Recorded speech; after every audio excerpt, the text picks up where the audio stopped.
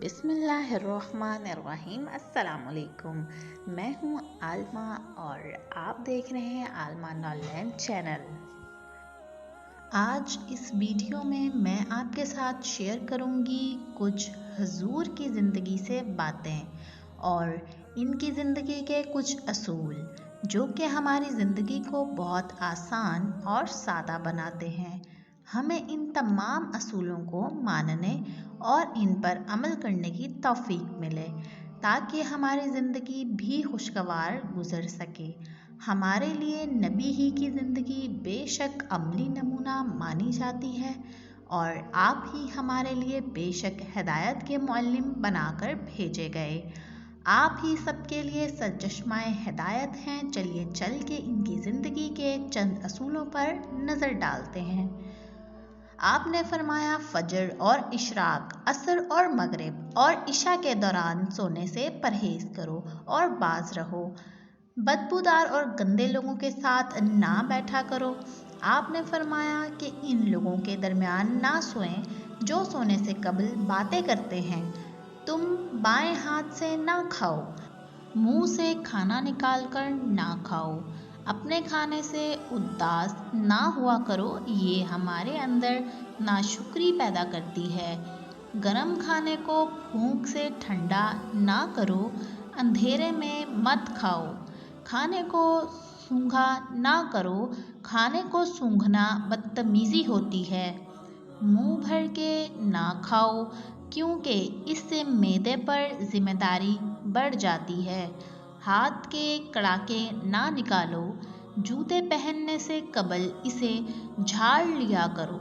نماز کے دوران آسمان کی طرف نہ دیکھو۔ رفع حاجت کی جگہ یعنی ٹوائلٹ میں مت تھوکو۔ لکڑی کے کوئلے سے دانت نہ صاف کرو۔ اپنے دانتوں سے سخت چیز مت توڑا کرو۔ ہمیشہ بیٹھ کر کپڑے تبدیل کرو۔ دوسروں کے عیب تلاش نہ کرو۔ بیت الخلاء میں باتیں نہ کرو۔ دوست کو دشمن نہ بناؤ۔ دوستوں کے بارے میں جھوٹے قصے نہ بیان کرو۔ ٹھہر کر صاف بولا کرو تاکہ بات دوسرے پوری طرح سمجھ جائیں۔ چلتے چلتے ہوئے بار بار پیچھے مڑ کر مت دیکھو۔ ایڑیاں مار کر نہ چلا کرو۔ ایڑیاں مارنا اور ایڑیاں مار کر چلنا تکبر کی نشانی ہے۔ کسی کے بارے میں جھوٹ نہ بولو۔ شیخی نہ بگاڑو۔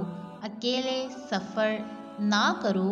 اچھے کاموں میں دوسروں کی مدد کیا کرو۔ فیصلے سے قبل مشورہ ضرور کیا کرو۔ مشورہ ہمیشہ سمجھدار کی بجائے تجربہ کار سے کیا کرو۔ کبھی غرور نہ کیا کرو۔ غرور ایک ایسی بری عادت ہے جس کا نتیجہ ہمیشہ اچھا نہیں نکلتا۔ گدھا گروں کا پیچھا نہ کیا کرو۔ غربت میں صبر کیا کرو۔ مہمان کی کھلے دل سے خدمت کرو۔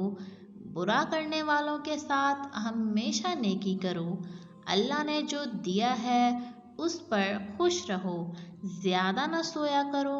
زیادہ نیند یادداشت کو کمزور کر دیتی ہے۔ اقامت اور اذان کے دوران گفتگو نہ کیا کرو۔ اپنی خامیوں پر غور کیا کرو اور توبہ کیا کرو۔